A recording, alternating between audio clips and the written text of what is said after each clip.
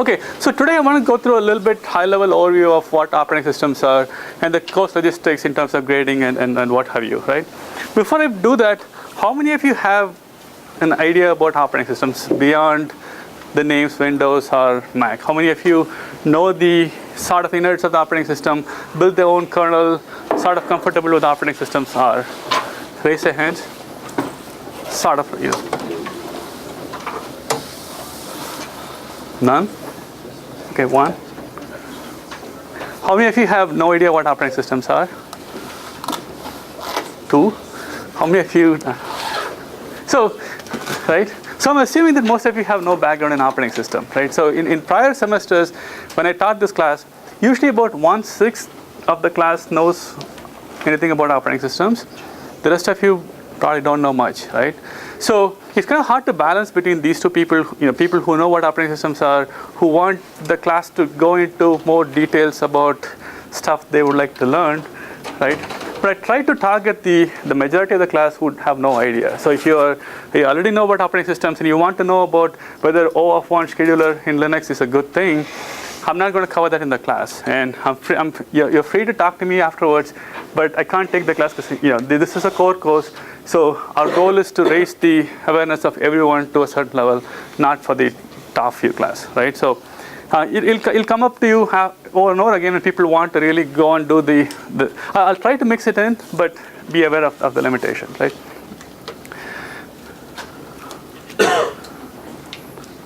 So before we understand operating system, let's give a broad overview of where all these things fit, right?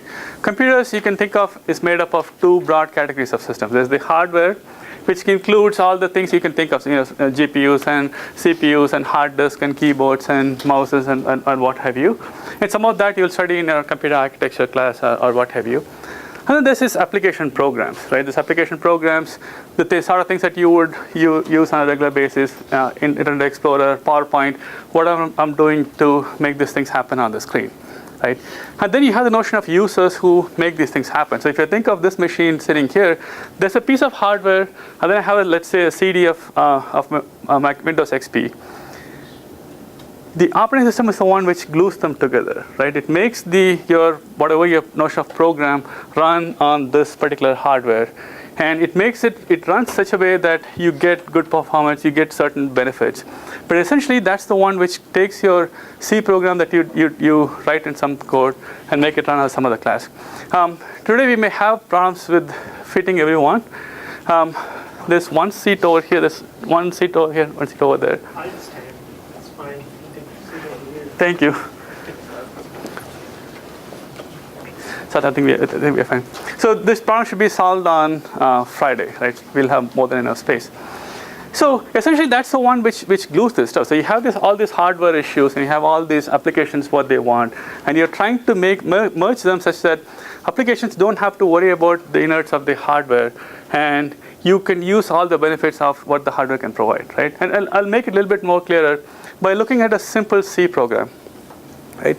So in general, I'm agnostic towards any language that you want to use. I'm fine with whatever language you can use, but the reality is C is a lot more closer to the operating system than any other language like Java or what have you, right?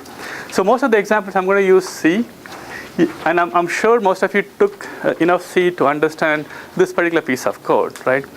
Most of your projects you may have to write in C just because it's the natural thing to do. But if you want to do it in some other language and you're willing to go through the hoops to make it happen, I'm willing to deal with that, right? So for now, here is a really bad C code, right? It has bugs in it. It doesn't do anything useful, but it gives you some of the hints of what an operating system, where it plays a role, right? First sentence, if you write a C program, you have the main function, right? You have main, and you give it typically 3 arguments. One for the 2 arguments to get the arguments to the program, and the last one for the environment, right? How many of you find this familiar? This piece of code? Few of you, right?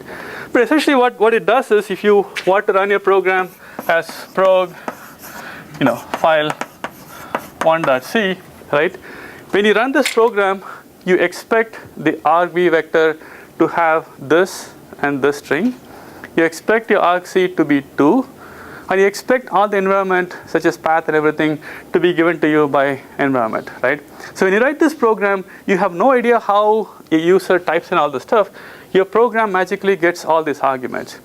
And it's the role of the operating system to make sure that when you call main, things like processes happen, things like it makes sure that you are privileged to do this operation, it makes sure that everything is set up for you, and fills all these arrays and makes your program run, right?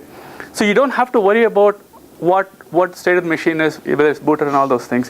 When you write the C code, operating system makes sure all of those things happen, so your code seems to run properly, right? What that also means is when you allocate an array called buff, statically a buff in your program, right? Operating system makes sure that you get the memory needed to hold that buffer. You don't have to worry about hardware issues that we'll see in a little bit, things like memory, what have you. All you do is you write a program called, you create an array called buff, and magically the array is given to you, right? It's given to you in a form that you expect. It's given to you in a form such that if your friend runs the same program, you don't overwrite their code, right? It protects your stuff such that when you run this code, you expect whatever you write into buff to be available to you. You expect that whatever you write does not get written into your friend's code. So it does all the protections under your behind your back. So all you see is when you call buff, magically it gives you the right set of memory buffer. You may also be used to dynamically allocating using malloc call, where in the next case you allocate 100 bytes, right? And it's up to the operating system to give you more memory than what you initially had, right? So as we'll see later on, the buff is allocated from your stack and malloc is allocated from your heap. But essentially, these are ways by which you interact with the operating system. This is how you interacted with the operating system in all your prior classes when you did malloc, right? Malloc or new or whatever, where you allocate new memory, right? And then you may have used to printf call, printf hello world, right? Printf is a library call, which essentially does some nice stuff for you, but underneath it has to figure out where to write the stuff. You expect this to come to your screen, so operating system makes sure that when your program runs, whatever your screen is, you get the hello world, right? So that's all part of the operating system. So when you write this program, you don't have to worry about whether it's going to a screen, whether it's what have you. It's up to the operating system to make sure that those things happen. And the next code, some of you may have used open call. Many of you may have used a fopen call. Open is the underlying system call, underlying easy, direct way to call the operating system services. So in this case, you are saying open, right? And you have some string there, right? And it's the operating system which interprets what that string is. And in this here, most of you could look at that and say, oh, that's in directory called directory1 of a file called file. But it creates the notion of these directories and files and what have you from a hard disk. So from a hardware perspective, you give it a hard disk, which has no form or nothing. Operating system creates all these abstractions so that when you do a open, the right things happen. We'll go through how these things happen later on in the class. But essentially, that's one way where you call the operating system, right? And there are other ways you interact with the operating system. You're saying, I want it to open write only. So O_write only means I want it to open write only, right? Which means that if you were to read from it, you expect some sort of a feedback from the operating system saying, you wanted this file to be open a certain way. Now you're violating it. You want some feedback, right? And the last bit says how you want the mode bits to be set. And essentially, this is a way for you to interact with the operating system and say, you're going to create a file for me. I'm going to have these parameters for the file, right? So if you really know what C code is, you may find a lot of bugs with this code, but this is a general picture of what you're trying to achieve, right? And then the next line number 6, right? That's a blatant bug here, right? You allocated 100 bytes. Now you're trying to write the 1000th byte, right? So what do you think will happen if you try to do that in a normal C program? I'm sorry? You get a segmentation fault, right? That's a way for the operating system to say you violated something in your code. You're doing something wrong in your program, right? So there are two ways you can mess up your program. One is you do something which can harm you. You do something which can harm others, right? In this case, you're doing something which could harm you because you're not writing it to somebody else. So in this case, the operating system is giving you a segmentation fault to say, I think you messed up something and you should you should debug and fix the code, right? Do you think you'll always get segmentation fault for this code? 100% of the time? The answer is no. You don't get this error all the time. The reason is operating systems are written such that they will tell you about what mistake you made most of the time, right? But it will not let you do something else to others, right? That's something that it guarantees. So if you were to write this as read only, then it will not let you write. So you cannot cause harm to others. If you want to cause harm to yourself, as you will see when you're writing this way, you're actually causing harm to yourself because you're corrupting your own memory buffers. It's okay. So some of the errors that it gives you, it differentiates between the mistake that you're doing to others and mistake that you're going to do to yourself. If you have a bug in your code which only destroys your program, it tries to give you a segmentation fault, but sometimes it gets through. That's okay because it's not trying to promise you that, but it always promises that you don't do any harm to others, right? As we'll go through the class, you'll understand what each one is happening. I just want to give you a sense of what you've done so far and how the operating system fits into all of those, right? And again, here you have a write call to the open thing. So right now you're saying, I have something in memory, I want it to go to disk, and magically something happens, right? And some of you may know this fsync call, which essentially tells the operating system something about what you did in FD, right? What it's saying is, you may have optimized it such that when I said a write, you may not have actually waited to send it to the disk, but I want it to go to disk, right? This is a more complicated piece of code where you're aware of things like buffering and stuff that the operating system does to create, to make it look faster. And then of course you have these close file descriptor where he says, I'm done with it. So if I try to write into the file afterwards, give me a error condition. And then the last one is exit code, right? Which says that when this program ends at this point, I want this exit code to be returned, right? Returned to where is again dependent on the operating system, right? Your program says, when I'm finished with this code, I'm going to return error code of exit to whoever who created me. And it's up to the operating system to give that to a shell or whoever who created that.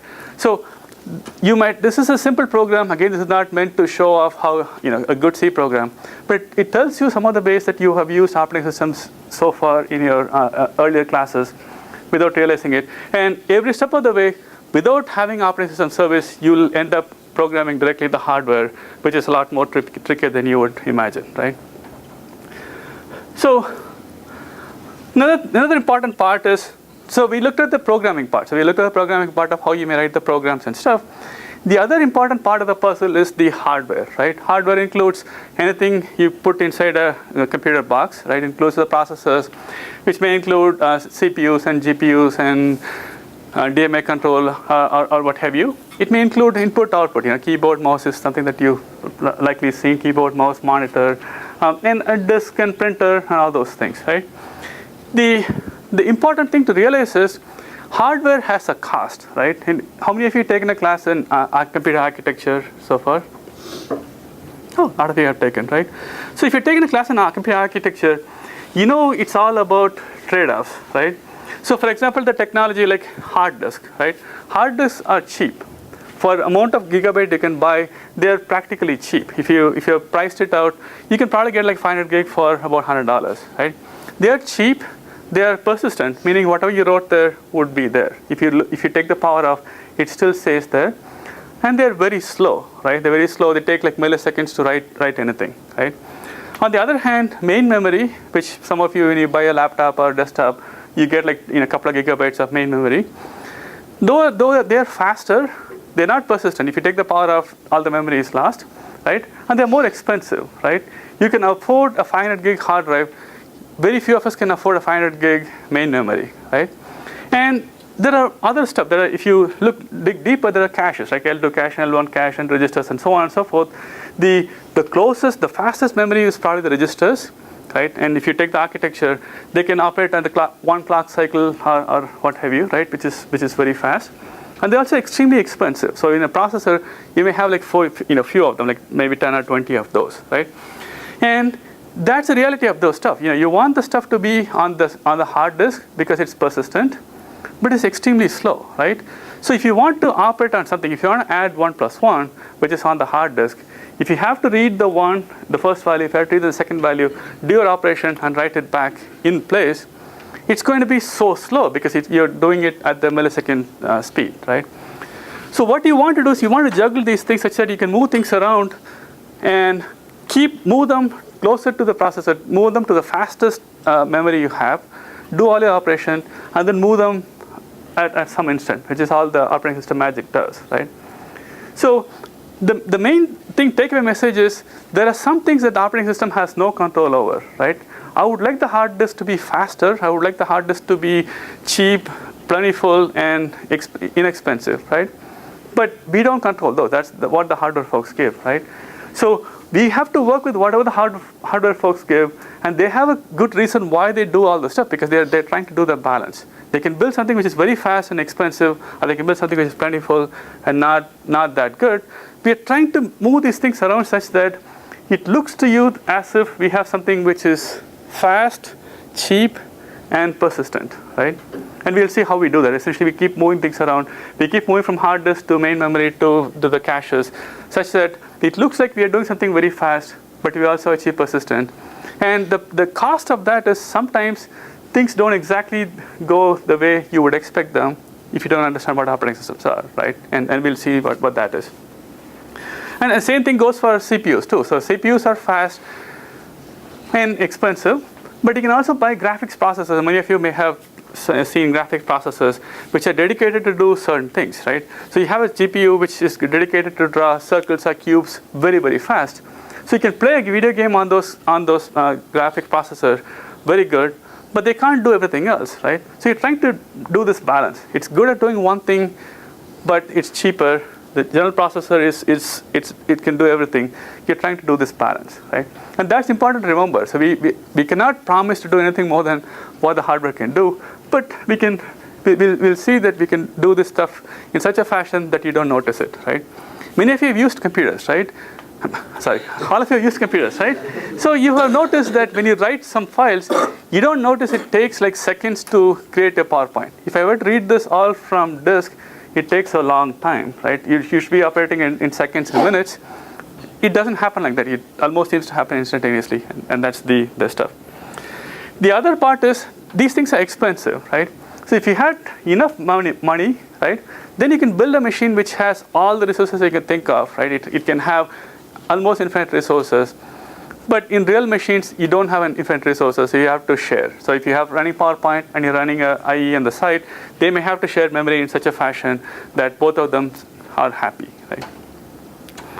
So one of the things that the book has is they have a computer architecture of how you may build a computer, right? So you have this shared bus, right? This line down there. And it's shared because you cannot afford to have non-shared bus, right? So what you would like to do is, ideally, if you have infinite budget, right, you can have CPU have a direct path to the memory, CPU have a direct path to the hard disk, CPU have so everybody talks to everybody directly, right? In which case, there's no contention, they can talk very fast, and the thing will be so expensive, right? So what you end up doing is you have one shared bus, which means that if the CPU wants to talk to, say, the disk controller, the USB controller cannot talk to the graphics adapter. Only one of them can do the stuff. So they all have to share, right? But if you are a good operating system, you don't notice these things happening. It looks like everything is fine, right? But even in a good operating system, sometimes you would notice this, right? Some of you may have noticed this. One of the times you may have noticed this is, how many of you noticed that suddenly you did something, you're burning something or whatever, and you have a beach ball or clock or something where your operating system does not give you anything, right? Like you open some file or something, and that froze the whole machine. For a few minutes, you cannot do anything. You just sit there. If you're using a Mac, you see this little beach ball. If you're using a PC, you have this little clock, right? How many of you noticed that? You must have, right? I mean, unless you had infinite resources, you would notice that. And essentially what is happening is something that you wanted, right? You can't even go to another application because the whole system is waiting for some resource. Until that is given to you, now nobody can proceed, right? And hopefully that won't happen all the time, right? If you wanted to see it happen all the time, take your laptop and put like 4 megs of memory or something. If you want to put 4 megs of main memory, right? Don't do this on a real machine because it'll be excruciatingly slow. But if you don't give it any resources at all, like if you give 4 meg of memory, you will see that your machine will always be beach balling or whatever, right? It may boot up. Eventually, it may boot up after like a couple of hours, but your machine is practically useless, right?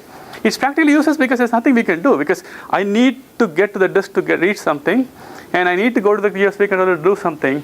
And since the bottleneck is this bus or whatever was your bottleneck, your system will be very slow, right? And again, there's nothing we can do in terms of the hardware, because that's the cost argument. What we can do is make sure that this does not happen often, right? So anyway, so this is more of the traditional way of looking at it, which is the operating system is a resource allocator, and it's a control program.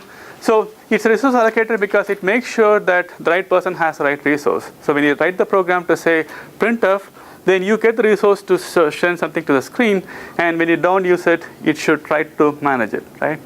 And it's a control program because if your program did not open a file, the operating system should not let you do something. So it has complete control of the hardware. It figures out who should get the resource. It figures out who the resource should be taken. And as we progress in the class, it will be more clearer of what I'm talking about, resources and all those things. But essentially, the operating system is the executive. It has complete control of your machine, and you cannot do anything. You should not be able to bypass it to do stuff, right? How many of you use MS-DOS? Not as a program running under Windows XP, but as the Windows 3.11 kind of stuff, right? I'm kind of surprised because it seems like those machines haven't been around for a while, right? So what did you do with those? I was like 6, I don't remember. Okay. So yeah, so one of the problem is people haven't used that in a long time, right? One of the things you notice with the Microsoft DOS is it's an excellent operating system if you want to write games, right? Because you can practically do anything. In fact, I don't think it's an operating system, right? Because it doesn't take control of anything. You can just take it away from it, right? You can write into video memory wherever you want. You can take the CPU away from it whenever you want. It's an operating system which is practically powerless, right? So it's really good if you know what you're doing, because you can just take over the machine and do whatever you have to do, right? It's a really terrible machine if you think of it as an operating system, right?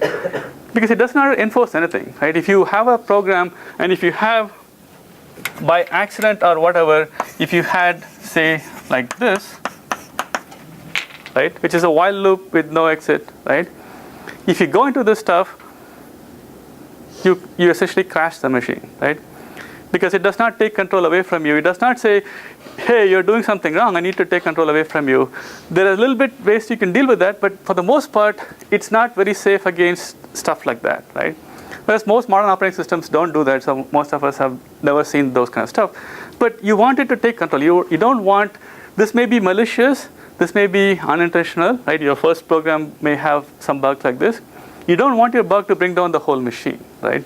So you want it to control such that it tells you what it can, and some of the stuff it'll deny you, right?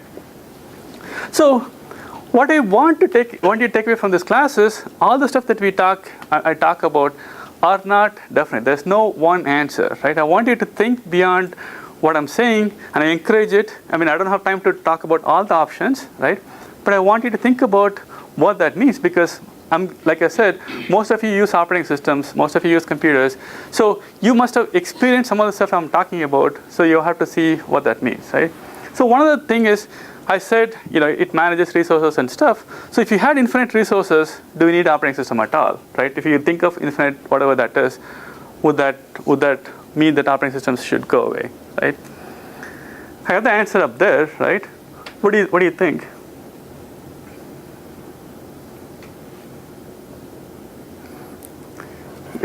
You may not know the answer precisely now, but essentially the idea here is, even if you have infinite resources, sometimes it's good to share, right? For example, hardware, right?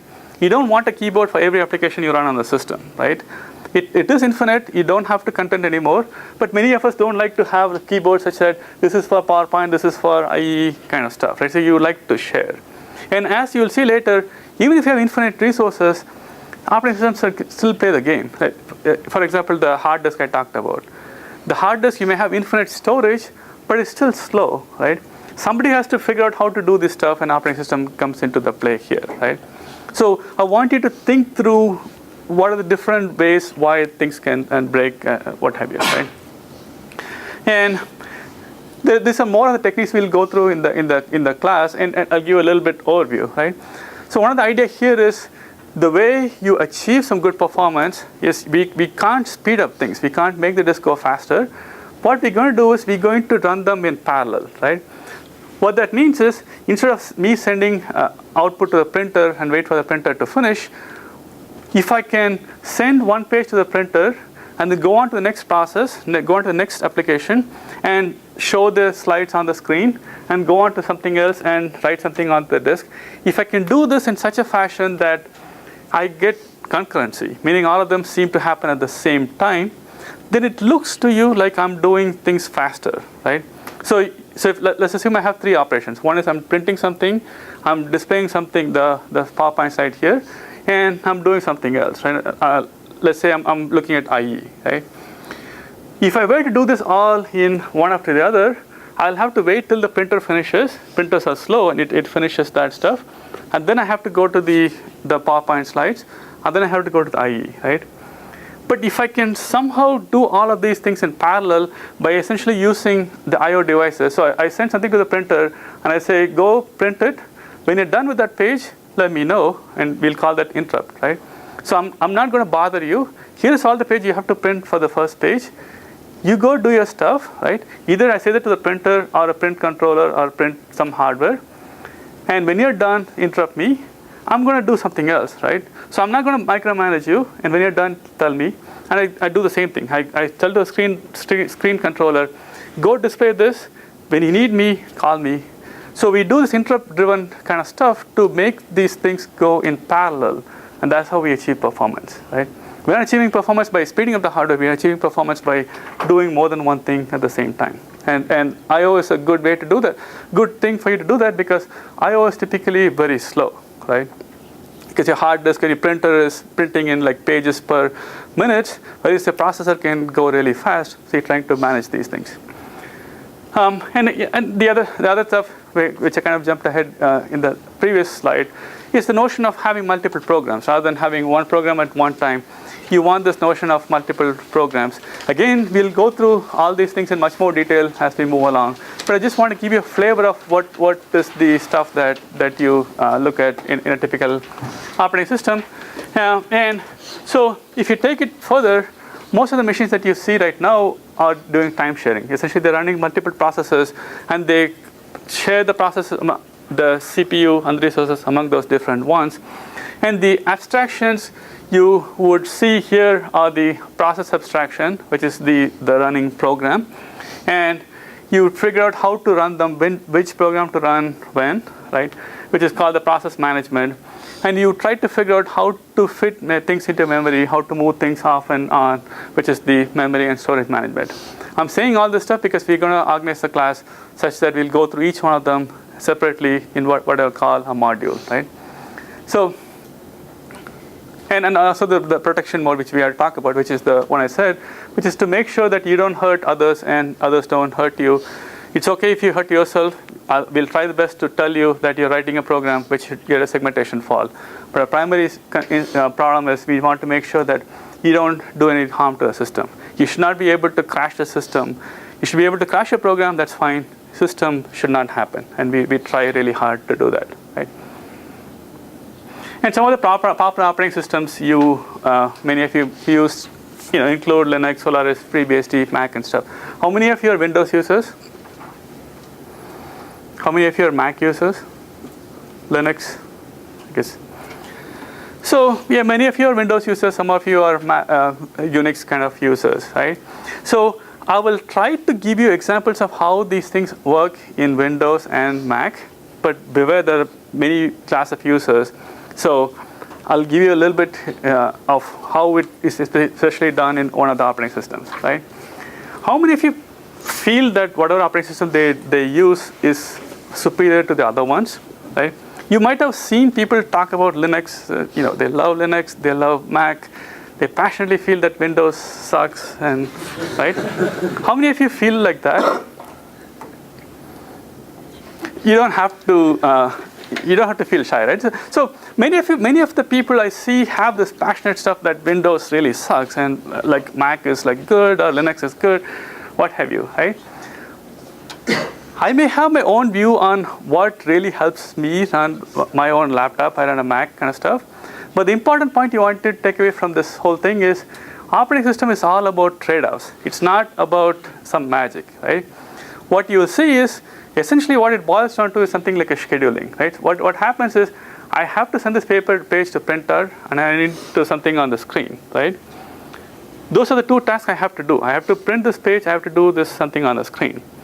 Your operating system may decide to do one over the other, right? It may decide to send the printer first.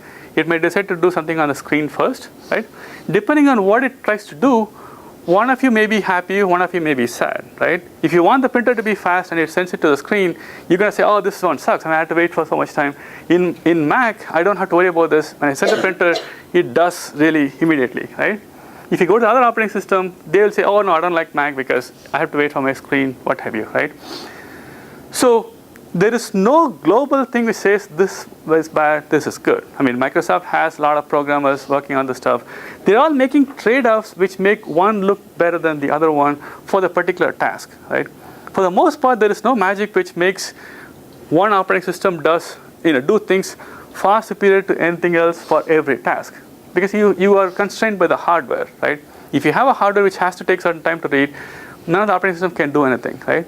So I want you to keep an open mind to understand what decision they may be doing, which helps somebody and hinders somebody.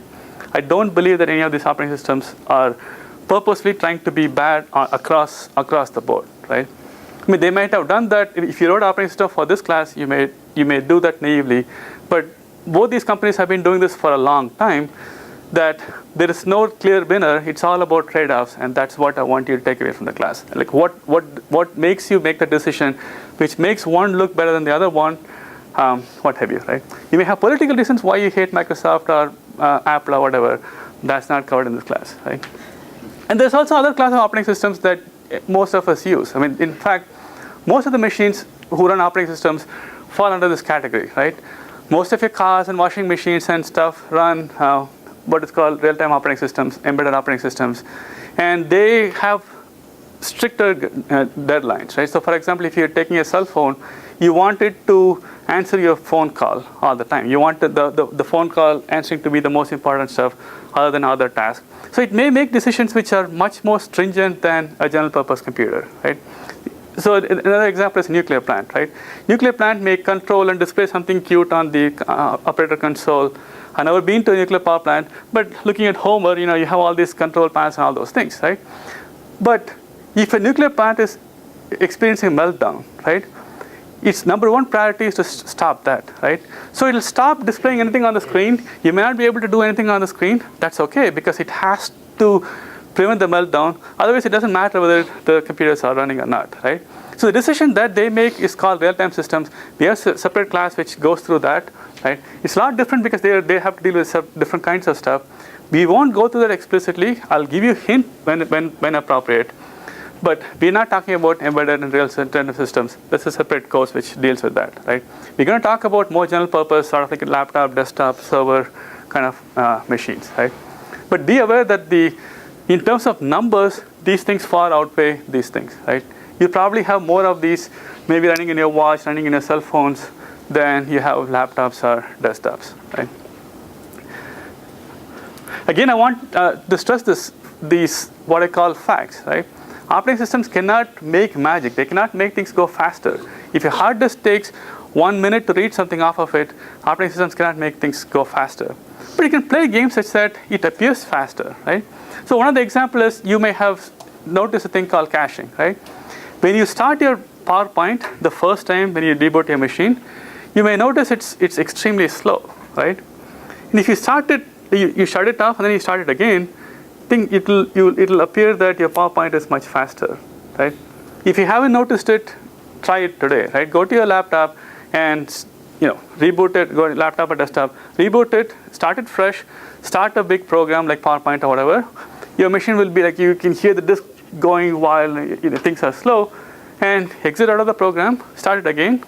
It'll be faster, right? It'll feel like the machine is warmed up, so it's much faster to go, right? And essentially, that's a thing called caching. So that it can do to make it look like it's faster, but there's no way it can make the initial reading faster, right?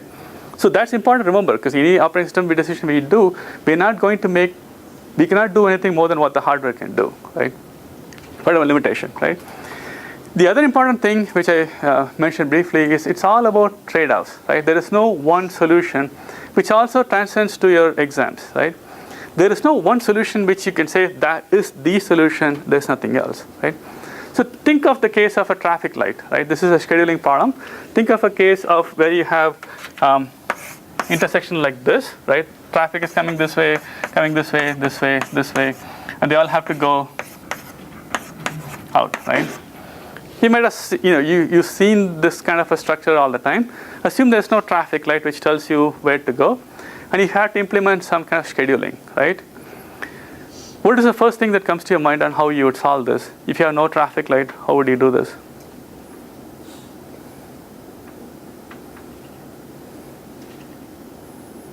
How would you solve the problem of sending cars through intersection where there's no traffic light? The answer is here too. So, yes. I'd use the four-way stop loss. So you'll use a four-way stop sign, right?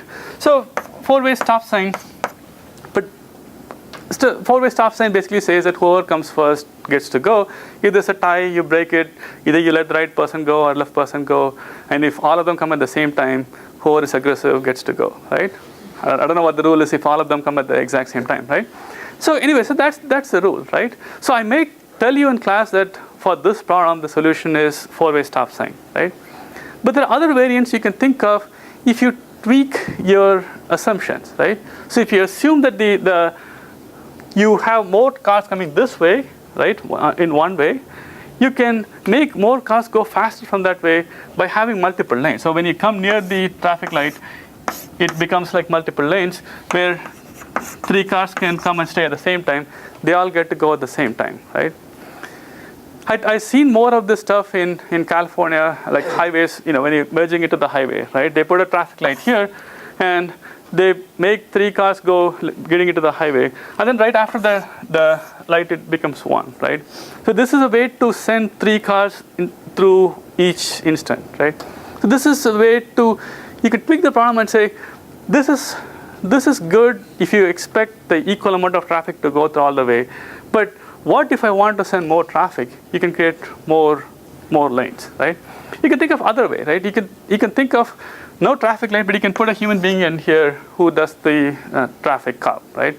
You can think of a mechanized traffic cop, which basically says every traffic from one direction can go. It's sort of like a little arrow which says, now you guys can go, now you guys can go, now you guys can go, now you guys can go, right? Which is sort of like sometimes what traffic cops do. So there are many ways to do that, and I can't say any one of the solutions is wrong, right? Because they all make different assumptions, right?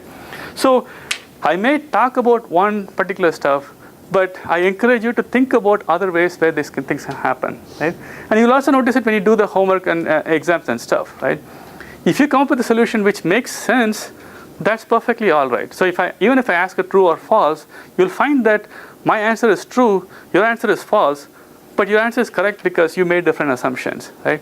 What that means is you have to write down what your assumptions are so I know how to grade you. And what it also means is I want you to think through the different ways. So it may be confusing for some of you where there is no one answer, but that's what they are. But I want you to understand what made you come up with the stuff. It looked like the traffic sign was obvious stuff, but I want you to understand what you're doing. Essentially, I was trying to say you want to create a fair schedule where you want each of the cars to make independent decisions, and you want a fair schedule where all the cars go at the same rate, regardless of how much traffic is going through that way. That's what you do. And most of you may have seen places where this sucks, right? Like if you go to Granger area, mostly what happens is all the traffic is coming from this way, right? There's like a mile-long traffic this way. There's no traffic from any of this side. So all of this is waiting here, while all this traffic is there. You sit there and you go like, well, they should solve this by putting a traffic light, or you might have come up with some solution, right? Whatever solution came up with, if it seems to make sense, that's perfectly fine. I want to encourage that, right? Again, many of you may have taken this course because you didn't have a choice. I mean, I don't know how many of you wanted to take this class because you want to know about operating systems. I won't be offended if you... Okay, I'm offended. There's only one person who wanted to take the class, right? So you may not really want to take the class, or you may not have thought about taking the class, right? But so I hope to give you a sense of why you should care. And here are 3 examples of why you should care, right? One is if you're an architecture person, right? If you want to study architecture for whatever, architecture people have to know about operating systems, because without operating systems, you can't use whatever architecture they come up with. And on the same vein, without architecture giving you something, we can't do anything either, right? If the architecture folks come up and say, we are creating a dual core machine and you can use it using threads, right? You may not know what I'm talking about, but bear with me, right? If you build a dual core machine without threads, you cannot really use the stuff, right? If Intel comes up with a 80 core machine without operating system which is thread aware, it's no use, right? So Intel really wants you to know about operating system, because without operating system, Intel cannot do anything, right? And the same thing, without Intel doing something for you, you can't work your magic. So they are very tightly coupled, right? So if you're in architecture, trust me, you have to know what operating system does, because unless you can form a partnership, you can't go anywhere. So if you're generally in programming, it's sort of programming, right? So there's 2 pieces of code right there, like case 1 and case 2, which essentially I'm trying to write something to an array, right? I'm a 2-dimensional array. One writes it from row and column, other does it column and row, right? So if the first one is for j equals, the outer loop is on the column, second row is row wise. Are they equivalent? Will they achieve the same effect at the end? Trust me, they will, right? Because it essentially just move the loop around, right? Do you prefer one over the other? Try this at home, right? One of the loop would be, I think, 20 times faster than the other one, right? They'll achieve the same results, but one will be 20 times faster than the other one, right? Why? We'll go through, we'll see, right? Essentially, it's the memory management stuff. One is bad, one is good, right? I'm not going to say which one is bad, which one is good, but essentially, if you write a program, you don't understand what is going on, you will write code which is equivalent in both the cases, but you'll realize that one really is slow, one is really fast, and why depends on your understanding of how memory management works. If you know something about what operating system does, you would clearly say, oh no, you would never do case blah, you'll do the other way. But so you have to know, because unless other that, you can't really write good programs. So suppose you are the kind who don't want to do any programming, you don't want to do anything with computers at all, you still have to deal with these things all the time, right?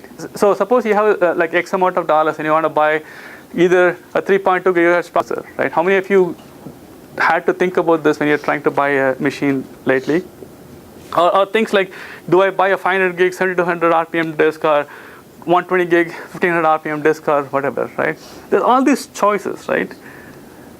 And clearly you want something which is the best, right? You want something which has 3.2 gigahertz of dual core, but you're not given the choice. You're given a choice where one is good, one seems faster, one seems to have more cores, one has more capacity, one has higher RPM, right? And you want to understand what that means to you, right? To understand that, you have to understand all the stuff that we're going to see in the class, right? So depending on what kind of things you do, one may be better than the other one, right?